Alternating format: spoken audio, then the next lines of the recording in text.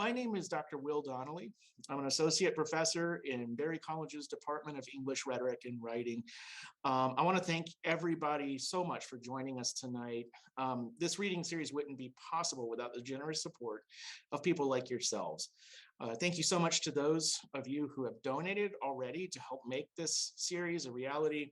And for those who haven't, please consider speaking either to me or to Dr. Sandy Meek or Dr. Clint Peters about making a donation at some point in the future. Remember, again, towards the end of the presentation tonight, I'm going to drop a link to a quick 3-question survey into the chat. And with that, you will be able to earn CE credit if you need it. But now, our visiting author, Keija Parssinen. A few days ago, we were talking about this in class. A colleague of mine who had just finished Keija's most recent novel, The Unraveling of Mercy Louis, called it a page turner. She meant that in a very positive way, but it's worth noting that the phrase page turner doesn't always have good connotations in the world of literature today. Often it's applied to novels that people feel are sloppily crafted and maybe fast paced, but shallow novels and short stories. Those can make a lot of money, but many people don't consider them to be literary. What's most remarkable to me about Keija's novel then is that I think it is a page turner, but it's also very literary. This is true of her first novel as well, The Ruins of Us, and much of her published fiction. When Keija visited the advanced fiction class that I'm currently teaching this afternoon, she remarked that she never wants to bore her readers. With a central mystery at its core, I read The Unraveling of Mercy Louis quickly, always wanting to know who committed the crime. Along the way, though, other mysteries arose, and what ended up being the most mysterious of all was really the characters themselves. Most of them are neither perfect nor completely terrible, but rather morally gray, with haunted pasts and futures who don't quite always even know themselves that well. And in that sense, they are very, very human. Keija Parssinen earned an MFA at the Iowa Writers Workshop, where she was a Truman Capote Fellow, a teaching and writing fellow, and the student editor of the Iowa Short Fiction Contest. After finishing the program, she won a Michener-Copernicus Award for her debut novel, The Ruins of Us, which was published in the US by HarperCollins, UK by Faber and Faber, and also in Ireland, Australia, South Africa, Italy, and around the Middle East.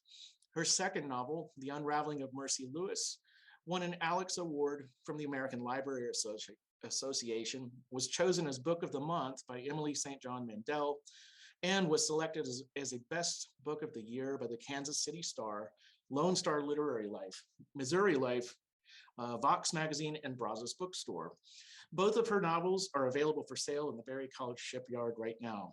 Keija was born in Saudi Arabia and lived there for 12 years before her family moved to Austin, Texas. She is I assume, still an assistant professor right now, or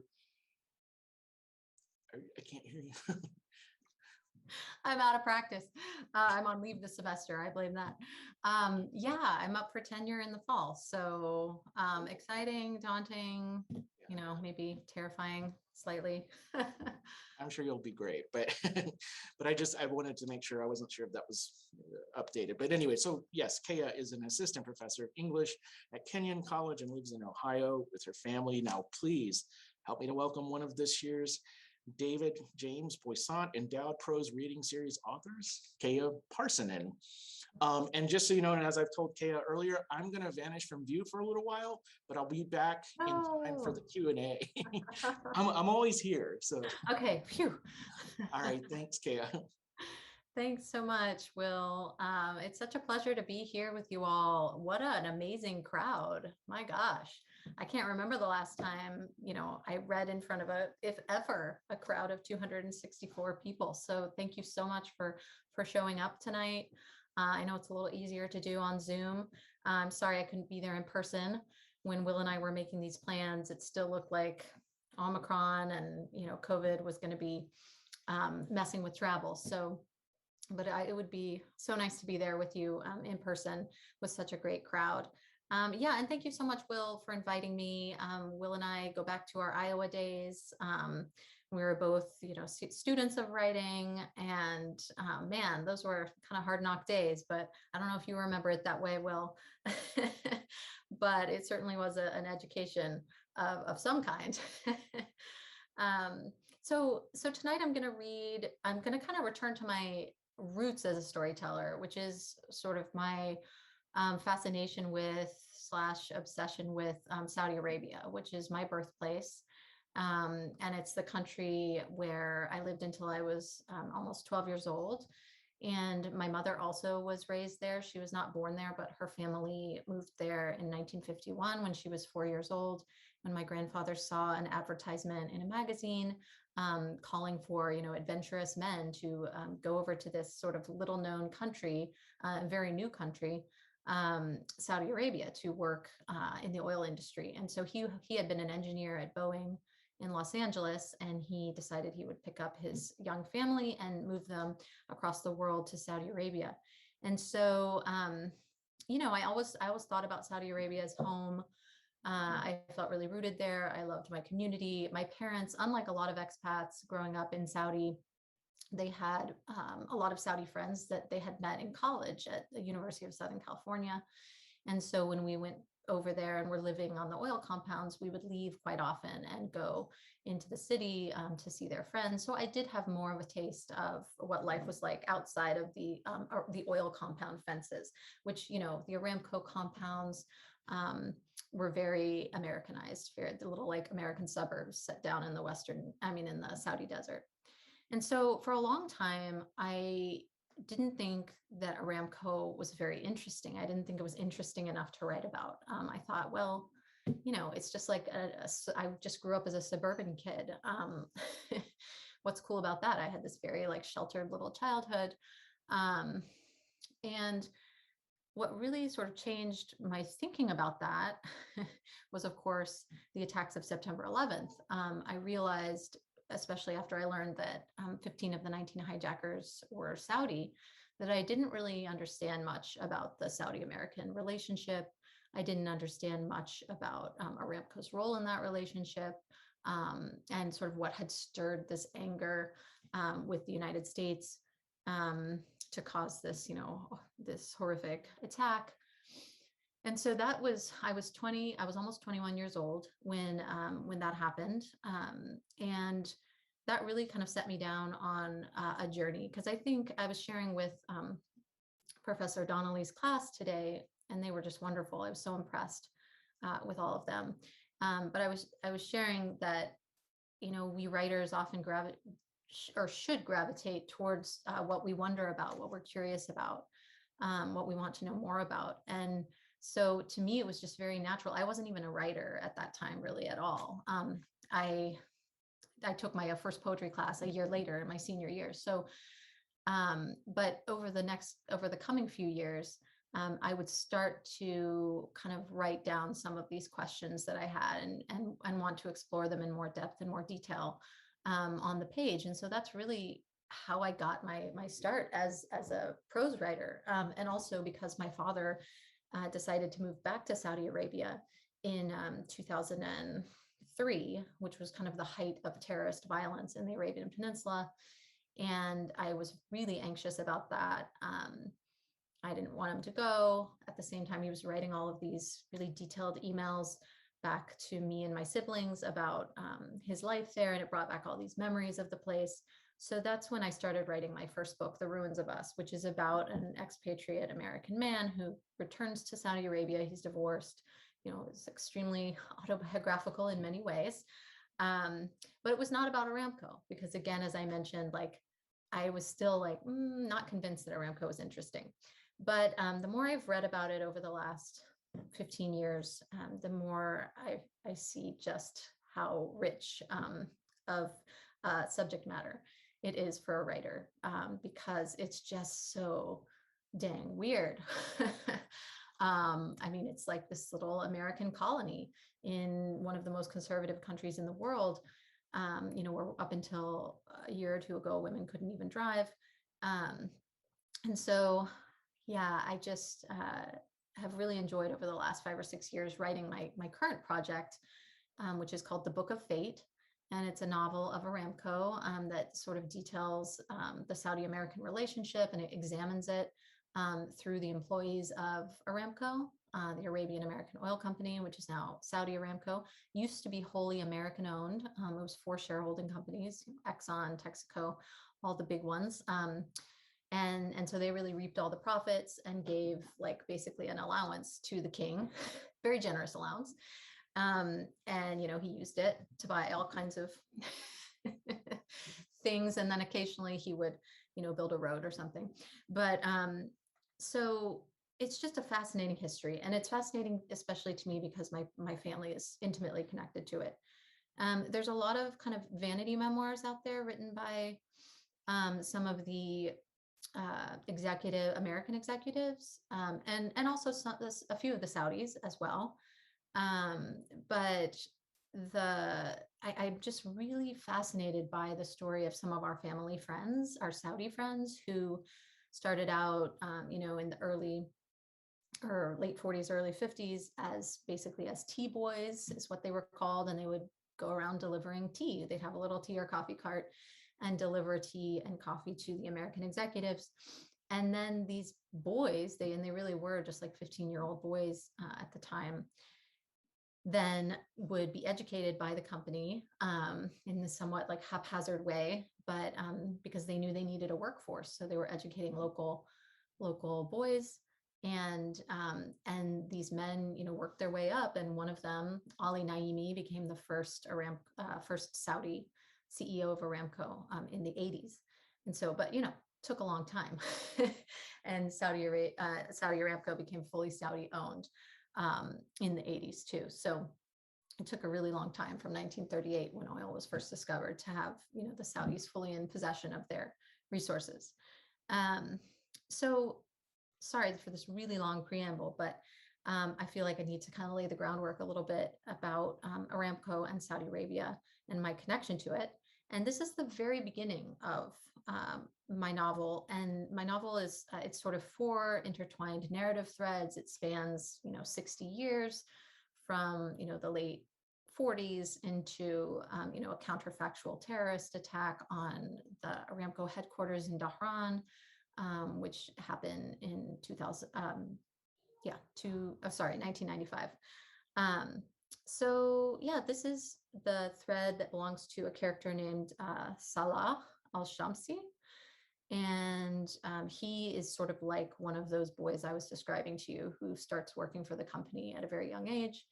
And then his thread is sort of about his sort of miseducation at the hands of the Americans, and sort of what he sacrifices and gives up in his own life to sort of serve this corporate entity and this company. But in this section that I'm going to read to you, he's still sort of pie-eyed about Aramco and just sees it as this means of modernization and education and all these things that it's going to bring to him. So this is called The Pearl Diver's Son. My story, like most boys, begins with my father. With his long, elegant nose and heavy-lidded eyes, the man looked like a prophet from ancient times. So much so that as a boy, I believed he could call the wrath of God down on me for misbehavior. So I minded him faithfully. And he spoke only when he had something significant to say. At night, our barasti was a peaceful place, Baba's slow breath moving in rhythm with the sea that lay just meters from our door, the susurrus of the palm thatch roof guiding me to sleep each night.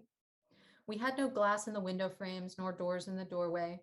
Baba preferred it like that, reminding me that we were not townspeople, but sea people, and that we, like the Bedouin, had a God-given relationship to nature, unlike our city brethren, and unlike the God-forsaken Americans, who were so removed from the land that they needed machines to cool the air around them. I was born in 1938, the same year Aramco struck oil in commercial quantities at Ad Dammam number 7. Auspicious indeed. No doubt you've seen the photograph of the king opening up the valve to send that first shipment out to the DG Schofield a year later, a small gesture that would change the destiny of a country and of thousands of boys like me. When I was 2 years old, my mother died giving birth to a baby girl who perished with her. I have no memory of her, so her absence did not sadden me as it did my father. When pearling season started and Baba left for 4-month stretches, I stayed on with my paternal aunt and her large family. Her husband was a diver too, and when I was around 5 years old, I recall stumbling after Hala Noor and the other pearling wives as they raced to the water's edge, gripping palm fronds and ululating with joy at the men's return. With the fronds, they beat the sea, exhorting her to deliver the men safely to them. The men arrived in small white skiffs, the water being too shallow for the large dhow to anchor close to shore, and they marched solemnly past the wailing women and children into the room where the captain would distribute their earnings. As a child, I couldn't imagine a life superior to the pearl divers. The jubilation with which we bade them farewell and received them upon their return marked them as heroes in my mind. When they departed at the start of the season, on the shore we could hear their singing long after the boat had become a blur against the horizon. Baba's clear tenor distinct among the other voices. Their triumphant homecoming was accompanied by sack after sack of treasure, yellow and white pearls of all shape and size. We children were not permitted to touch the pearls, as the merchants used their copper sieves to separate the smaller, imperfect pearls from the large, round beauties. The first would be sold cheap to Iran for clothing embellishments, the second sent to market in Bombay and Europe.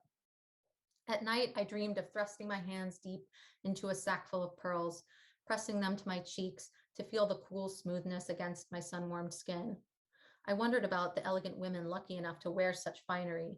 It would be years until I saw my first pearl necklace clasped around the throat of Mrs. Diana Pierce, the wife of one of my first Aramco bosses.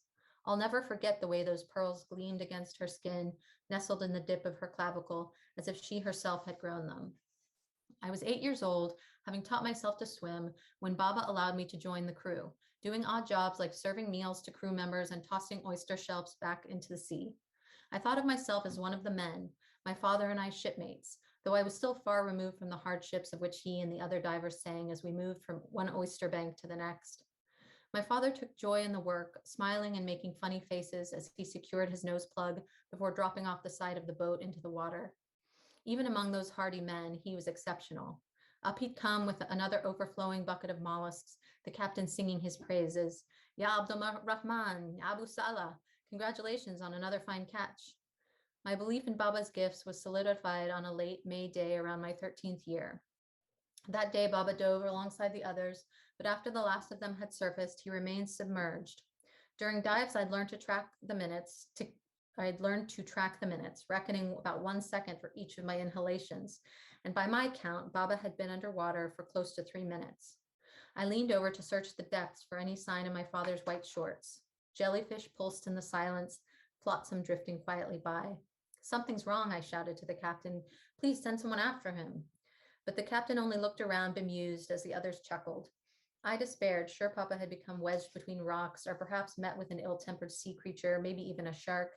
I grabbed one of the weights the divers used to reach the sea bottom and was about to dive in when Baba finally surfaced, a smile eating up his face. The crew cheered, pounding the large drum that accompanied us to dive sites, singing raucously. I suppose there had been some kind of wager on it. They pulled Baba on deck where he lay spent, lungs heaving beneath a thin sheath of skin, shorts stuck tight to skinny legs. Even as I took pride in his physical strength, though, I felt the thinness of his victory. There he was, a wispy, practically naked man, proud of a harvest he could not call his own. It must have been then that I decided against that life. For as much as I loved the feel of salt drying my skin tight, the tickle of an unseen fish against my foot, the thrill of discovering a cache of oysters on an otherwise barren seafloor, I wanted my triumphs known by someone other than my son in a summer white sky. Although in the early 1950s, Al Khobar's status as a city had not yet been secured, it was by then inarguably a town, and it had begun its slow crawl towards the stretch of coast where our Barasti sat. The Aramco men had sunk a pier off the Al Khobar shore in 1935, and from our doorway we could see the huge container ships coming and going, hulking along the water's surface like slothful beasts. By this point, the Second World War was over and the Americans who had evacuated returned, this time with wives and children. Gawar had been discovered and Safaniya too, and the company was scrambling to keep up with production. There was a disturbance in the atmosphere, the eternal quiet of the peninsula replaced by the whirring of machinery, the clang of hammers striking metal. During the warmer months, we spent our time at sea, and so we had little need to venture down Al Khobar streets, whose geometric precision I found pleasant, but which father thought an abomination on the land. I later learned the roads had been planned by American engineers at Aramco, the company's reach extending beyond Jabal Dahran and into the heart of nearby towns. Baba believed that the messy business of oil production had begun to damage the oyster beds, and it's true that the crew's buckets grew lighter and sold for less. But the industry had been dying for decades, since the Japanese began culturing pearls in quantity in the 1920s. The Japanese were too far distant, geographically or temporally, to blame, and Aramco was a short jaunt inland, so suffered from what mild wrath Baba could muster. It's not natural what they're doing. Have you seen the machines they use to get what they want? What a man cannot get with his own hands, he should not have. It was the day after a particularly fruitless dive, and we sat on deck with the crew, shucking oysters. The year was around 1952, though I knew nothing of the Gregorian calendar then. Baba's fingers moved expertly within the soft folds of the mollusk, searching for the pearl. He didn't need to look at what he was doing. Instead, he kept his gaze on me, those black eyes that hid his innate gentleness behind a veil of darkness. Ya Ali, Baba called out, do you not agree? Ali, a boy not much older than me, waggled his head in equivocation, refusing to meet Baba's eyes. When Baba pressed him, he said, my cousin tells me they pay in heavy silver coins. And our traditions are worth only so many silver coins to you, Ali? What traditions, Ali answered. These rickety boats, this labor that keeps us from our families? I saw Baba's ears pinken. What's keeping you here then? He said. Aramco only hires boys of 18. The day I think they'll believe me, I'll go to them. Ali was short, a short, slight boy who looked younger than his age, which I guessed to be around 16. And what of the news that they treat the Saudis like dogs, that they pay us only a small portion of what the Americans get, that the Saudi workers live in tents beside the big houses of the American sahibs? Tents and barastis are what we've always lived in, Uncle, Ali said gently. Besides, my cousin says they're desperate for Saudi workers. They'll realize they can't treat us like dogs if they want to keep things moving. Baba only nodded as if such a betrayal were to be expected of a boy like Ali. But what kind of boy did he think Ali was? Merely stupid or traitorous? I mimicked Baba's response, nodding sagely, as if perhaps I agreed with him, though in my heart I did not. Like the other boys of Al-Aqsa, I had seen the machines he described, not just the ones digging the wells and laying the tap line, but also the ones in town erecting blockish buildings in anticipation of the Bedouin surrender to this new way of life. And I had seen the automobiles grumbling and trancing things with huge fat tires that spread like camel's hooves on the sand. I longed to ride in one, though I had heard stories about unfortunate Saudis unaware of the vehicle's speed who tried to step off at the wrong moment only to be smashed against newly laid asphalt. What to Baba appeared devilry was to me magic. I found it heroic that these Aramco men did not yield to the land in torpid surrender, as we had been forced by brute geography to do for generations. The company men, they dared alter a landscape that had been stubbornly unchangeable since prehistory. This was not the time, I decided, to ask Baba if I could purchase a motor scooter with the money I had saved working on the pearling crew. He was right about one thing, that if I had never seen a motor scooter buzzing down the streets of El Khobar, I would not know that I needed one. But how wonderful, I thought, to be able to travel further than my 2 feet could take me. Baba continued working in silence, lightly brushing each newfound pearl over his lips in blessing and thanks. He kept the gleaming seeds in a teak box inlaid with mother of pearl, and the shells he sent back over the side of the boat to fertilize the oyster beds for the next dive. On the ride back to shore, the men didn't sing as they usually did after a dive.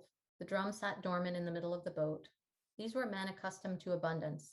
They did not know what to do now the sea did not give to them. So they sat quietly, some sleeping, their cloth turbans wound over their faces to protect from the sun. Within the year, the crew would disband. Some would become merchants, rushing to meet the needs of the burgeoning Amriki population. Some would turn to masonry or the collection of sea stone for construction. Others would stop working entirely, reliant on the largesse of the Saudi rentier state and the earnings of their children. Only my father continued to harvest oysters, seeking out one of the last pearling vessels out of Tarut Island and joining up with the weary crew.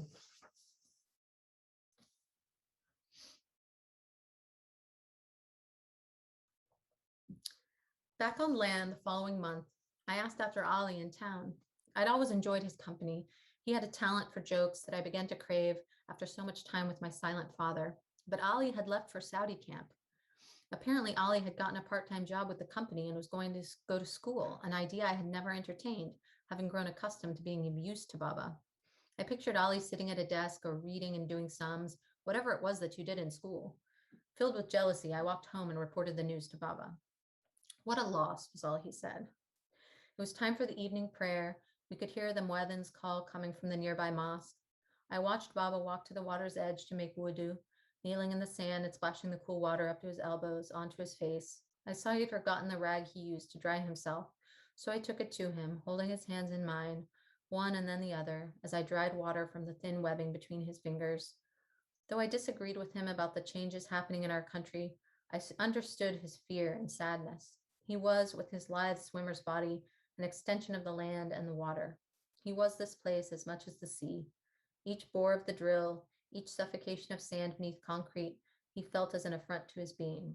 Perhaps it even caused him pain, for it was around this time that his body, long his trusted instrument, began to fail him, his skillful hands curling up and his toes swelling like cucumbers with what I now know was arthritis. A few days later, I met my first American. It was late morning before midday prayers, and I had wandered into Al-Khobar in order to pass back and forth in front of the mechanic's shop where I had first seen the scooter with the for sale sign hanging over the side mirror. It was a Royal Enfield. Its front fender rusted enough to convince me I could afford it. Before I knew he was upon me, an extremely tall and pale white man clothed in coveralls began to converse with me. While I couldn't understand the garble of English, I ascertained that he needed directions somewhere, and after a few moments of panic, I understood enough to be of assistance. Thankfully, I knew exactly where the shop was that he sought, and I set out to lead him to it. Before we parted ways, the man reached into his pocket and drew out a crumpled brochure. On the front were several smiling Arab faces, and the title was written in both English and Arabic, the Arabian American Oil Company. The man shook it in front of me in such a way that I knew he wished for me to take it, so I did, nodding my head in thanks. Instead of tossing it away, I folded it in quarters and carried it back to the house, where I hid it beneath my pallet. This was the first betrayal. The second betrayal came roughly a year later, in November of 1953. It was the off-season, and Baba had gone to Ad Dammam to see if there was any work to be had. I was wandering the shoreline, prodding the dead bodies of fat white jellyfish beached there, a kind of retroactive revenge for the many times their gelatinous kind had stung me while I swam. When I tired of this, I wandered into town, hoping to find a game of football I might join. In the last few months, some Aramco men hauled in from Egypt had introduced the sport to the boys of Al-Khobar, and now you could find a match in session at nearly any hour of daylight, save prayer times. It was just after the noon prayer, and the streets were somnolent, a slight breeze the only hint of winter's approach. As I came to the periphery of the city, I noticed that some streets that had been dirt just yesterday were now tar black asphalt. I looked around, hoping to have my observation confirmed by a passerby, as it seemed impossible that such a shift could happen overnight. But there was no one about, so I stood marveling alone for a few moments, squatting down to press my fingers into the sticky blackness, looking up and down the street for signs of the machines that had carried out this transformation. As I continued my ramblings, I passed the mechanic's shop, and I was thrilled to see my scooter back outside and still for sale. It had disappeared for a few months, and I thought surely someone had purchased it, but there it was, looking even finer than before. Someone had replaced the rusted fender, or perhaps just given it a proper coat of paint, and I ran my hand along its smooth surface as if it were an animal I might convince to follow me home. "Don't touch," the mechanic emerged from the shop, holding a wrench that he was polishing to a high shine. "I don't want to have to clean your grubby fingers off of the bike, boy." His voice was not unkind, only practical in the way of a hardworking man. "Yes, uncle," I said. His shop was almost always busy, brimming with Americans who brought him their automobiles for repair, and even the occasional prince whose broken down Cadillacs were said to litter the desert from here to Riyadh. On the wall hung a small portrait of King Abdulaziz, looking dignified in his gold-lined bisht. I had heard he was blind in one eye, that it appeared a cloudy white up close, that he now had to wear thick spectacles, but in the portrait both eyes were black and penetrating beneath his white gutra. A radio played softly in the background. "Why don't you get a job, boy, and come back and buy this scooter and be of some use to both of us?" "I do work, uncle." "Obviously not very hard, or you would not be strolling the streets in the middle of the day looking as idle as the devil." "Sir, do you think—" But his attention was on the radio now. "Hush, boy," he said, reaching for the volume knob. We both listened as the broadcaster announced that the king had died earlier in the day at 10 a.m. at his summer residence in the mountains of Taif. His body would be buried in the desert that evening before sunset. I don't know what came over me, for I had never met the king. But in that moment, I had to turn and run away from the mechanic and his shop and that radio, for it seemed to me a great tragedy, and I had started to weep. I imagined the corpse washer bathing the king's body and wrapping him in a white shroud, pointing him toward Mecca and placing him in an anonymous hole in the desert, somewhere outside Riyadh, and it struck me as the loneliest possible fate. That it could befall a great man like the king gave me a hollow feeling deep in my bowels. I had begun to sense my father's decline, and where the king had given up his hard scrabble ways after subduing the other tribes, had enjoyed the fastidious attention of a dozen royal doctors and the loving hands of 4 wives and countless concubines, Baba had lived every year as if it were 5, asking the maximum from his body, like every poor man of his generation. I wept out of fear, not grief. Fear that Baba would leave me too soon, fear that now the king was dead, the asphalt roads would crumble into the sand, the boys would stop playing football, the scooter would drive itself into the sea, the Aramco men would board an airplane and disappear into the sky as mysteriously as they had arrived. Our country was still so new that it struck me as something fragile which could be broken apart at any moment. Though it was not a conscious decision, I found myself running in the direction of Dahran, which sat 15 kilometers down the road. At one point, I removed my tire tread sandals and slung them over my shoulder, not wanting to wear them out when my bare feet were just as capable of delivering me across the desert. I was 15 years old. If Ali could convince them to give him a job, then I determined that I would too. Thank you.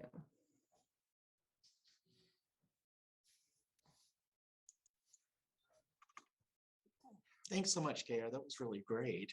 I had a quick question actually for you. Do you speak Arabic? Um, Sadly, no. This is like, I'm supposed to hopefully go to Morocco soon to restart my Arabic education, but I've taken a couple semesters of Arabic, but they didn't teach it in our schools, and it was for political reasons at the time, because it was 1985 when I started kindergarten, and at that point the government was sort of making a sharp turn for the much more conservative, in order to sort of dodge the accusations from the hardliners, the religious hardliners, that they were hypocrites, with their relationship with the West and all this. So one of their gestures was to not teach Arabic in the Aramco schools, because Aramco workers were just there temporarily. They were not going to establish communities there. They were going to stay on their little compounds and be separate, and not sort of influence Saudi culture in any way. And likewise, the Saudi students were pulled out of the Aramco schools at that time, because there were Saudi students in the 50s and 60s and 70s who attended the Aramco schools. And the decision was made. There's like a lot of questions about this decision. There's not a lot of clarity, because the records are all, privately held by this company, and there's no sort of records request laws in Saudi Arabia. So no one can sort of say who it was that made the decision to kick the Saudi students out of the schools, but they were, and it was kind of part of this great separating. So, sadly, like, though I was like a small child and could have learned the language very easily, I never did learn it. My mother did have some Arabic in her school days there, though. Okay. Well, it's interesting. I was just wondering about the like pronunciation. It sounded very natural, and with some of the names and places and stuff. And so, well, this is a time too when anybody who's here on Zoom would like to ask a question, please feel free. It looks like we've got something here. That's interesting. From Julia Oliveira. How was growing up in Saudi Arabia as a young girl, and how was the transition when you moved to the US? Great. Thanks for the question, Julia. Let's see, growing up, there was a dream. It was beautiful. It was, I'm actually writing a memoir about it now, about my mother and my childhood, and sort of the reckoning that we've both come to in our later years, in understanding what exactly that childhood was that we thought was so perfect. How it was really built on a lot of privilege. It was a system, as with many colonies, built on inequality and exploitation. And so, it's hard in a lot of ways to come to terms with, with that, because our memories, my mother's and mine, of that place are so beautiful. Like, we loved it. I loved my childhood. I loved Saudi Arabia. I loved Dahran. My mother did too. And most Aramcons were called Aramco brats, the kids, like military brats. Most of them feel the same way. And there's like this ferocious nostalgia and this protectiveness about our experience. I think because it is so unique, and we were such a small, tight-knit community, it really was like the best of small town America. And in that, even though it was the 80s, it felt like almost like the 1950s. And in fact, things didn't change that much between my mother's childhood there in the 50s and 60s, and then when I was growing up in the 80s, even though politically a lot had changed on the outside of the fence. Yeah. But the Aramco environment was sort of preserved in amber, and it had this sort of sameness through the years. Which was both its charm and also it's eerie, it's eerie when I think about it now. So, you know, the compound was wonderful. Going off the compound was not that much of a problem for me as a young girl. I was pre-adolescent, Mhm. so I didn't ever have to veil. There was this understanding that like when we would go into Kobar, I wouldn't wear shorts. When we'd go into the city, I would wear like pants and I'd wear a long sleeve shirt. And I mean, that was just sort of respectful of traditions and modesty. My mother in the 80s, she also, she would like, she would wear this like, almost like, those cloaks they put on you at the hairdresser, like the stylist, those black cloaks. She would just kind of have one of those, which Mhm. is so not like an abaya, and so not in keeping with like Saudi tradition, but because they kind of gave Americans a pass and Western expats, they gave a pass. Otherwise, if you were a Saudi and you were not adhering to the rules, the religious police could be very ferocious. And there were, accounts of them beating people and arresting women and men alike for everything from their hair being too long to not dressing properly. You could even get in trouble if your abaya was a different color than black, because all over the Middle East, many different countries wear this sort of long flowing robe, but it can be colorful and it's not as. But in Saudi Arabia for a long time it really was just this somber black. Um, Wow. and yeah, so I mean, it was interesting to me. It was eye-opening. I had a lot of questions. I didn't really understand a lot about the world outside of the fence, but as far as like my childhood experience, it was a really good one. Well, that's great and fascinating. Um, we have, let's see, a couple more questions already here. This is from anonymous attendee. I would love to know about your writing process. Once you know you have an idea, how do you see it through? Yeah. Well, sometimes it's this is so hard. So when I'm teaching my classes, my students inevitably tell me, especially when I teach an advanced class on revision. And students always appreciate it in the end because they're like, oh man, revising is just not something I ever do because I just write my draft and like that's all I have time for, and then I'm on to the next class or assignment. You all are very busy, you got multiple classes you're taking. So the thing about revision is that well, so I guess my point is with my students, I'm always like, even if you don't think the idea is great, like you should try to see it through to the end because so often they'll just abandon it. If it gets hard, they just don't have the time or the patience to stick it through. Now, for me, I have tried to write a few novels and I've gotten like a couple hundred pages in on a couple of novels between actually The Ruins of Us and Mercy. I had a couple false starts with other books.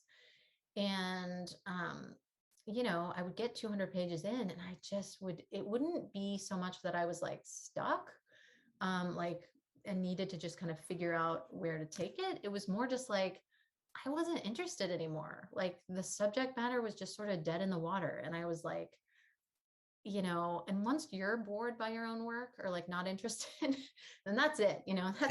That's all she wrote. You might as well just put it aside. Like you're not going to really, that's the one thing you can't really reawaken through revision. It's like your passion for a project. So, my best advice is to really write something that you're really interested in and curious about, like a scenario that you don't have all the answers to, that you don't know the outcome of already, that you're kind of leaning into the mystery of and trying to figure out and puzzle through yourself, because then you're most likely to kind of stick with it and revise. So that said, just getting to the nuts and bolts of like how I write, I definitely am kind of a start to finish writer in a lot of ways. I like to, start at the beginning and end at the end.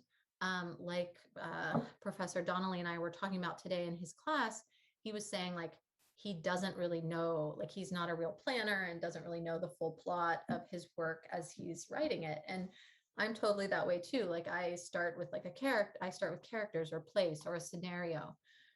And then I kind of work from there and I never know my ending. And so in a way that keeps me going because I want to find out for myself, how's it all going to end? What's going to happen to resolve this emotional sort of conundrum that these characters have gotten themselves into? So yeah, and then really it's just like about, consistency and sitting down, and I work in the morning.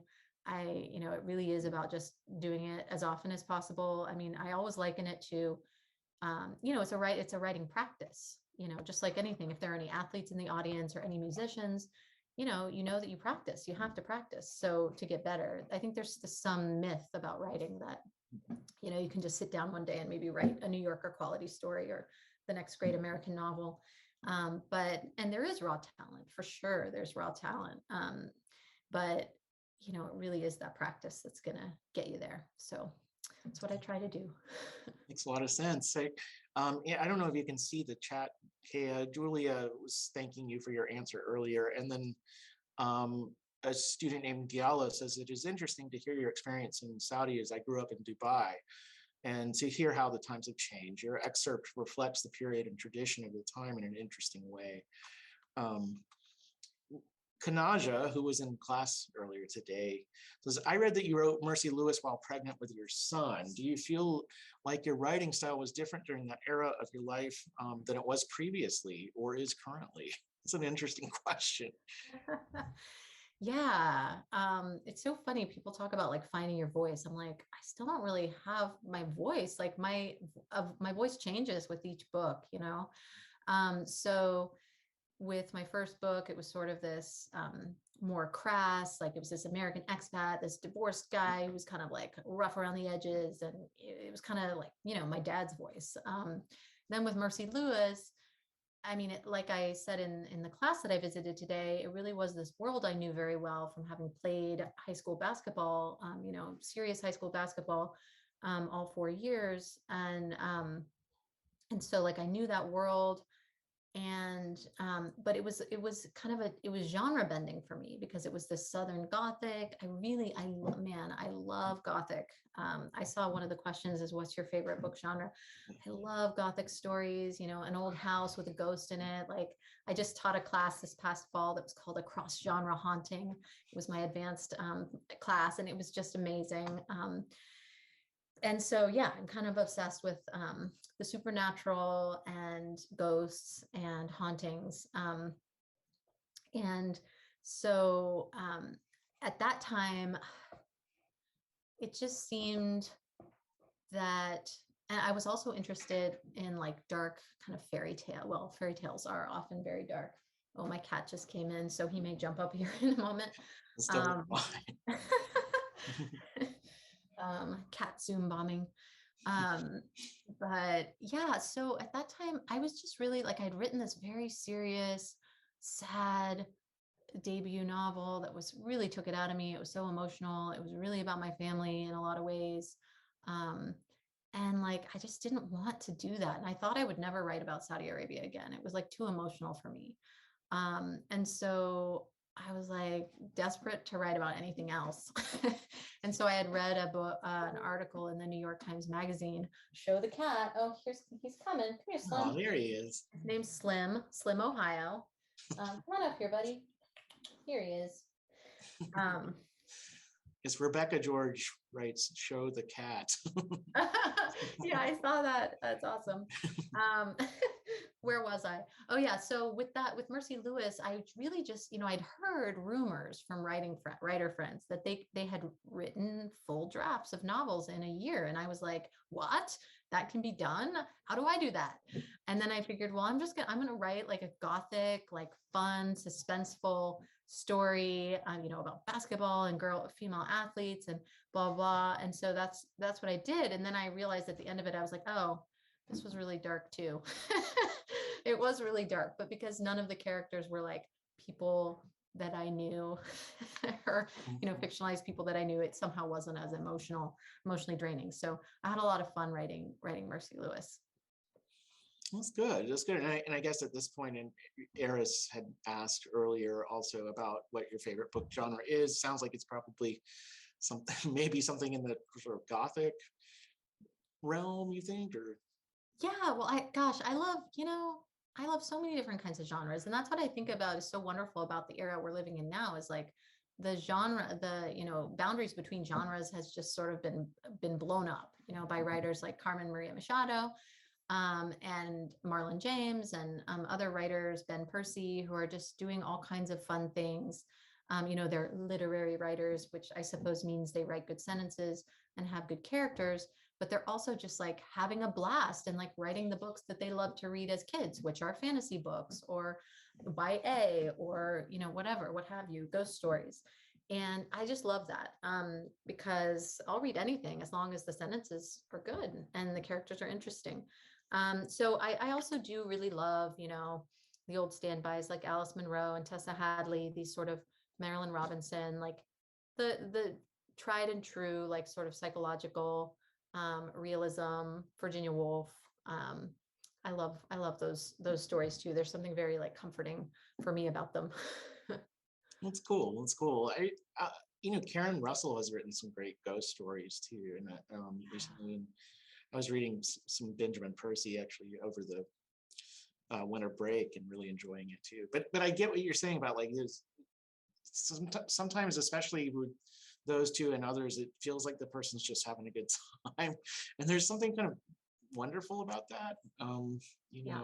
So I know what it's like to be really frustrated with a story, but somehow they make it just seem effortless.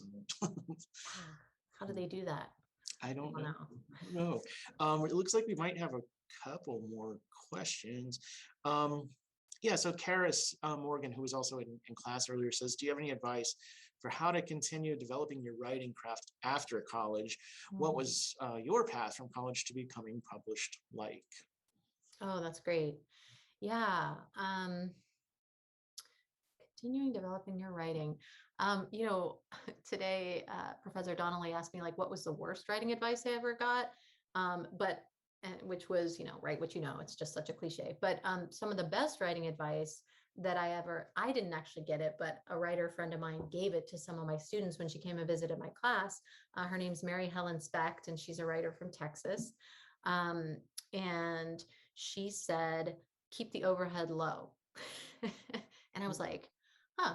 And then I thought, it's really true. And what she meant by that is, move to a place that's not too expensive to live, sort of cheaply. And basically get a job that in those first few years doesn't just take it all out of you, doesn't just drain the life force from you so that when you come home at 5 or whenever, you don't have anything left of your creative self. Because there are those jobs out there, right? That like, and teaching, if you're say a high school teacher, you're teaching 5 or 6 classes every day, you come home and you're spent, you're also grading all night. That's like takes a lot. It's a high emotional toll on you. So I would say my advice is to find a job, and this sounds sort of counterintuitive, but you're going to probably have a job in the first few years of after college that is not going to be like the perfect fit dream job anyway. So you might as well get a job that sort of gives you a little bit of flexibility to write, whether that is that the hours are flexible so that you could write in the morning and work later, or whether it is that that it's still perhaps like an 8 to 4. For instance, I had an 8 to 4 job right out of college that was grant writing. And it was super low key. It was like I worked with a bunch of artists. I would go in, I would write, it'd be very chill. And I'd go work out after work and take a shower. And then I'd do some writing. I'd write for a couple hours at night. So I still had something left over for my writing. So that's what I would say is just really be ferocious in how you guard your writing time, because it's not just, a hobby. It's not just, take yourself seriously, take your work and your passion for your writing seriously. Give it the time that you would give your yoga practice or your best friend for meeting for coffee. Like, give it that time, because that's all that's going to keep you becoming, keep you growing as a writer, is just sort of giving yourself that time. And you're the only one who can do that. And who's going to take yourself seriously probably for a long time. So just make sure you do that, and give yourself the time. Oh, that's great advice. Just so everybody knows too, in just a couple more minutes, I'm going to drop the link to the CE survey into the chat. But for now, another question from Claire. How do you approach character creation for your stories? Yeah, that's always a hard one. Some characters, like the character I just read from, so Sal, later on in the book, he's called like Sal or Uncle Sal. That's like his Americanized nickname. So his voice really came to me, fully formed. Like, he was this sort of older, it's a retrospective voice. He's kind of thinking back on his life, and he's recounting his experiences. And so his character I saw very clearly, especially because he was sort of inspired by people that my family knew and men that I'd grown up around. Um, but then other characters, take a long time to fully form. And what's weird about this book that I'm writing now, the Book of Fate, like, one of the other main characters who narrates one of the threads, Lucy, she's an Aramco brat. She's very similar to me, even in age, like she's a few years older than me. But, she's an American from Texas, whose family's from Texas. And she, grew up in Saudi. And, um, but her character, I don't think she still hasn't gelled for me yet. And I've written, about 4 or 5 full drafts of this book right now. So for me, it's like, because as we know, like a character, just like a person, is so much more than like their traits, right? Like where they went to school or like what clothes they wear. I mean, yes, all those things are important, but like, who are they in their essential being and self? I mean, that takes a long time to kind of develop and get a sense of. It's such subtle work, and it's hard to also be consistent with a character, because of course we as people aren't consistent. We're all incredibly inconsistent and contradictory. But if you have a character who's always inconsistent and contradictory, it just seems sloppy, right? As a writer. So you've got to sort of walk that fine line between a character who's nuanced, but also not confusing or confused all the time. So for me, it's just different with each character in each book. Sometimes, it's just fun to write those kind of larger than life characters who just, like, a lot of people like them, and you can just write that voice. Like Bo Terrio. He wasn't, sorry, Bo, Annie's dad. Bo Terrio is actually a real person, not Bo Terrio. Bo, Annie's father. He's just so much in so many ways, like some of the, the good old boys that I knew growing up. None of them were like nefarious managers of oil plants, but so he was kind of fun to write in his sort of evil ways.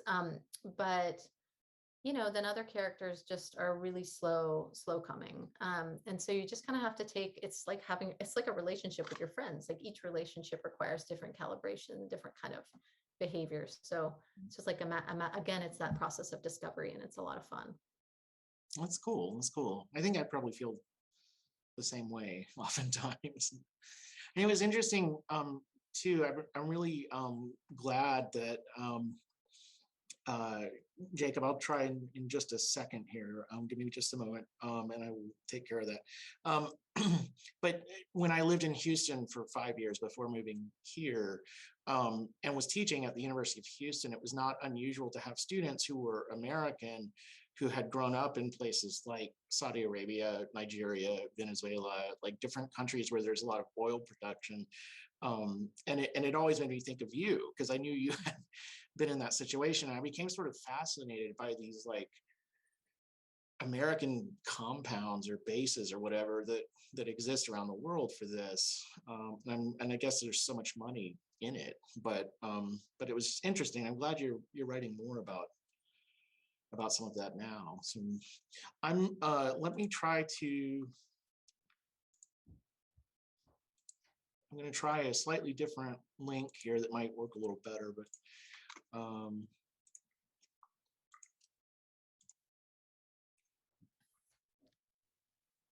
that one might work better for everyone else. And so we are almost out of time, but does anyone have any final questions, any other things that you'd like to add? And if not, Keija, what advice would you give right now to people who are interested in becoming writers? Oh, gosh. You know, this might be terrible. This might come across as terrible advice, but just always remember when you are a writer, because a writer is someone who writes. So you're all already writers if you're writing and you have a practice, right? Just don't forget that you're so much more than a writer. So when you publish that first story and you publish your first book, you're just going to be like, I am a writer. And there's something really beautiful about it, especially if you've been dreaming about it your whole life, like be a published writer. It can really take over your identity. Or if you get into a great MFA program where everybody's like, I'm a writer, and beating their chest, it's like becomes your identity in a lot of ways very easily sometimes. And it's kind of intoxicating. But as we discussed in class earlier today, like being a writer is heartbreaking, like any art form that you pursue, anything you love, it's hard. And so if you just remember that, you're a brother, you're a sister, you're a spouse, you're a son or daughter, you're so much more than just the art that you're producing. So that has helped me a lot, just through it all. And Yeah, I'm a mom and I can cook, I do yoga, like I have other skills. right. So it helps me not get too down in the dumps when Yeah, things are not going great in the writing world. that's good. I think that's a good philosophy to have. So very interesting. Well, and I see Jacob is still having trouble with that. And sure, I'll send you the link right when we're done here, Jacob. But does anyone have anything else really quickly at the end? No? Well, thank you all so much for coming out, and thank you, Keija, so much for agreeing to do this. Thank you. It's been wonderful talking to you today and hearing this, what sounds like a great work in progress, and one that I guess you're almost finished with. So, it's wonderful. Hope, fingers Yeah, crossed. yeah. Thank you everyone so much. This was really fun. And thank you for your great questions. And thank you, Will. And thanks to Berry College and the reading series. So this was a lot of fun. Great. All right. Well, everybody out there, have a good night. Keija, have a good night as well. And yeah, see you all later. Yeah.